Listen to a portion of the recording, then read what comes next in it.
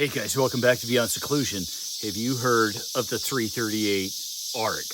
Do you have a suppressor? Are you planning on getting one? The tax stamp, or at least the cost, goes away January 1st, 2026. There's going to be a lot of people getting suppressors. Now, I recently discovered the 338 and noticed that PSA had been producing ammo for it, but up until now, they didn't make the gun. That's changed. They just released their version of the 338 with an 8.5-inch barrel. Is the 338 ARC just another new round, or is it actually something worth looking at? That will be a separate review, I think, where I address all the specifics of the round, ballistics with 2 different guns and barrel lengths, the 8.5 and a 12.5 with 4 different types of ammo. I want to focus on PSA's gun, and I will test accuracy at 50 and 100 yards. Test the ballistics for both subsonic and supersonic, and then see just how far we can go up the hill with it.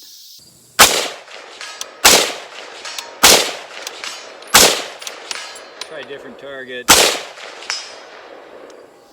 Can we hit distances with this little PDW like 300-400 yards? What about 500 yards with an 8.5-inch barrel? Not going to do any spoiler alerts on this one.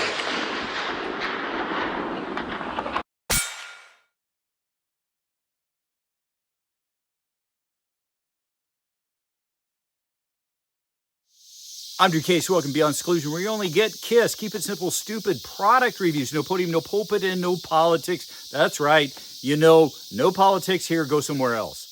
Now, if you would like uncensored and or unrestricted reviews, you're going to have to come visit me on Rumble, where I can actually provide links. So for this review, guys, I'm going to use AAC's ammo, as AAC often comes in at the lowest price. Now, I also have the pleasure of including and reviewing Dead Air's Nomax 33. Yeah, it's perfect for this caliber, but I'm going to test this out in a separate review with a bunch of different calibers and guns and barrel lengths.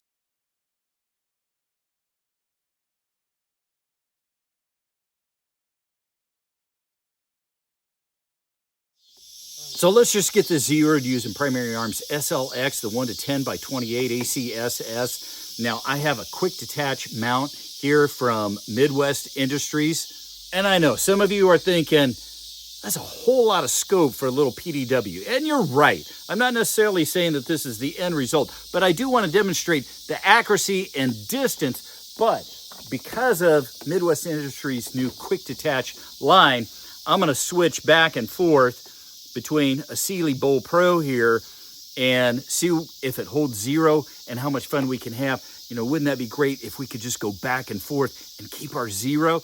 Check out the review that I'm doing on all their quick detach mounts. Okay, so I just got it zeroed down there at 50 yards. Got some nice groups. What I want to do now is and I'm not going to do the final accuracy groups right now. We'll come back to that. I want to season the barrel a little bit more, so I want to see if we can bang on those little flip-ups there, and why we've got no win, and then bang at 200, 300, 400, see how far we can go. Let's start here with the flip-ups. Now, that's one of the reasons I wanted to use an optic like this, because I can't even see those little pop-up targets with my red dot.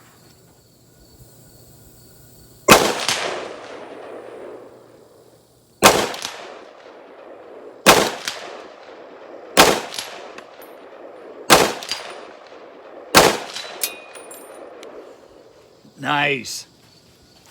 Now, real quick, folks, if you're not familiar with my crazy, stupid deals, you go to my webpage. It's an email that you sign in for. It costs you absolutely nothing. You can unsubscribe at any time. I'm getting blasted all day, every day with clearances. Some of the best deals out there. I take those and I cut and I paste and I put them in an email, and I usually shoot it out midday, end of the day. People absolutely love it. It saves you a ton of time. Don't take my word for it. I've got a review that I did so that people could comment and you can see what they have to say. It's legit. Now, as they're coming in, I'm cutting, pasting, and putting them on my X page. And I know a lot of you don't like X page, but guys, you're going to miss some of the deals because they go out of stock so fast. By the time I do the email at the end of the day, a lot of them are gone. So X is in real time anyway. People love it. Check it out. Now, I almost forgot on my webpage, I got discount codes and links and a whole bunch of other stuff. Now, I don't sell anything. I don't sell the guns. I just review them. Anyway, thanks for your time. Back to the review. Okay, 200. It's going to be way too easy, but we'll start there anyway.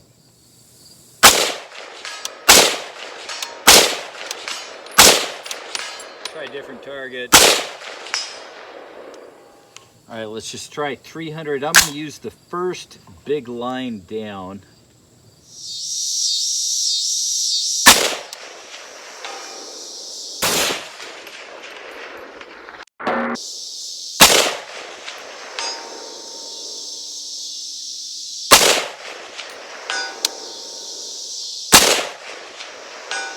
Nice. All right. Let's try 4. There, we got it.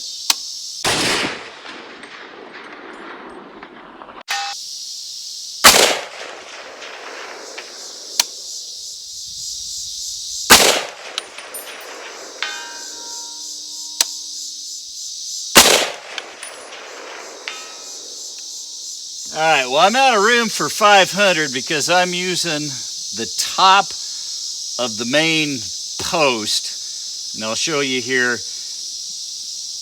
Yeah, I'm not even sure where to aim at 5. We can try it. We'll give it a try. I'm about 12 feet over the target, not even using any of the lines. I'm way over that.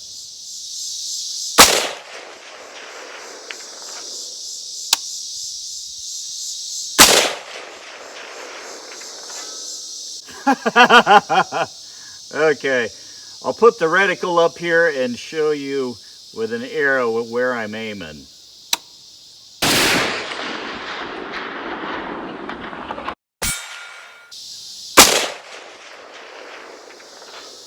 There's another hit.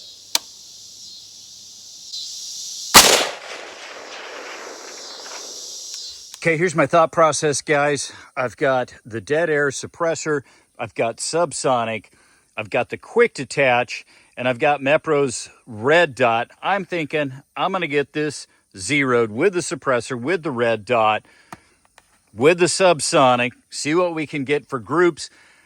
Happy with that and everything goes well, then I can take this off. If I want, I can either leave that on or take it off and then put on the scope if I'm wanting to shoot distance. Hopefully that makes sense. Let's see what we can do with the subsonic and the suppressor. I do have a custom lower on it right now.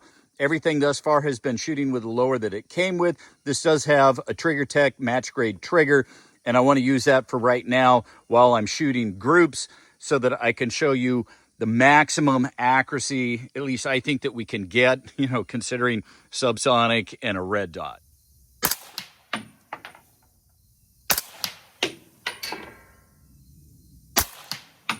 Okay, we're shooting just a little bit down and to the right. Guys, I've almost never put a can on and have a slight shift. It seems like depending on the caliber, the slower, the more of a shift. Anyway, so I made some adjustments here. There's so many reasons for having a can, and there's really not a lot for not just hearing protection alone.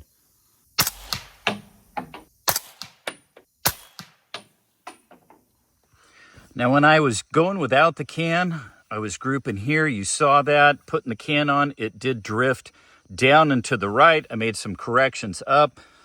Pretty happy with that. Subsonic ammo, I don't typically get MOA groups. I'm going to fire off one more round there, and then I'm going to put up a new target, and we'll take the can off and see what that does. Okay, so fired off that last group. That's pretty nice.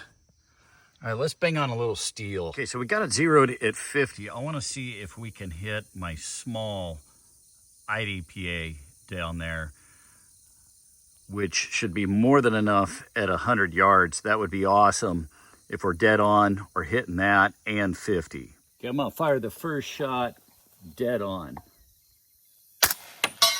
Nice.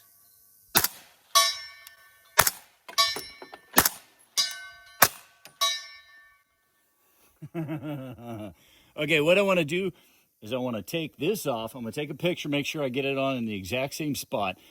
Put the scope back on. Let's see what we get for accuracy now with a scope using the supersonic and maybe even the subsonic, and then switch back to this and then switch back to the scope. So I want to see where this is at. We're going to take it off and put the scope on, and then we'll put it back in the exact same spot. Okay, so originally I tested this and got it zeroed without the suppressor. I did have the flash suppressor on there. I do have that off so I can put the suppressor on. Let's see what we can get here. Okay, so the barrel is broke in with about 100 rounds. I need to come up.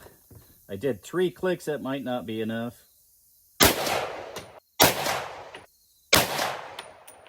Let's take a look. I'm going to mark those and fire another group, and then we'll put the can on. Okay, so it's just trailing up. First shot, second shot, third shot, fourth shot. I think I did one more click. Maybe I just left it. Anyway, let's cover these up and try one more time.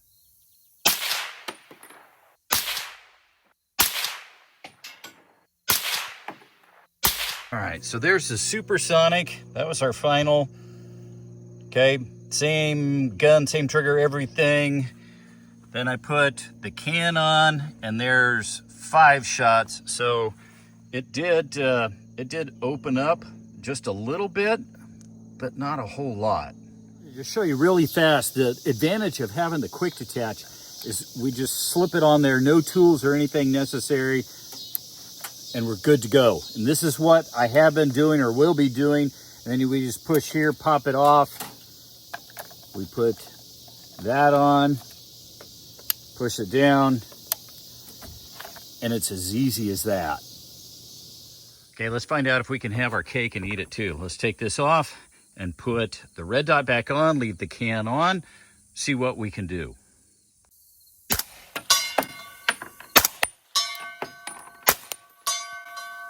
Nice. Let's take this off. Let's put the scope back on. Scope back on, supersonic. Let's reach out. Our zero was off just a little bit with a can, but not much. It was mostly just high, so that shouldn't be a problem, actually. Now, if I remember on 3, we're using the 3rd line down.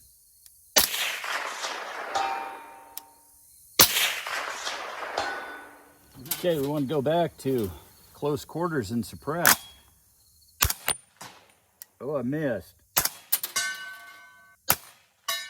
Yeah, sorry. First shot, I think, was just a little bit hasty. A quick note, guys. I'm well over 100 rounds right now, and there's some talk out there about mag issues, feeding issues, and I have not had one single failure to feed, anything, no mag issues. This has been flawless. And back to the scope. Let's just jump right to 300.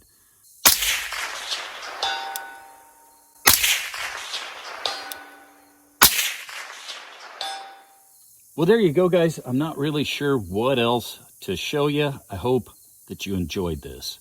Well, there you have it. As I always say, it is what it is. You know, did this answer all your questions? Hopefully it gave you all the information that you were looking for. Is the 338 ARC for you? Is PSA's 330 ARC for you? I don't know. That's for you to decide. Anyway, I hope you enjoyed the video. If so, hit subscribe. Hit the subscribe button, guys. It helps the most. Be sure to like, comment. Until next time, happy shooting. Remember, educate our young people to shooting and gun safety. And every time you're on the range, you are an ambassador for the Second Amendment. So don't be stupid. Be a good ambassador. Be a safe and responsible gun owner.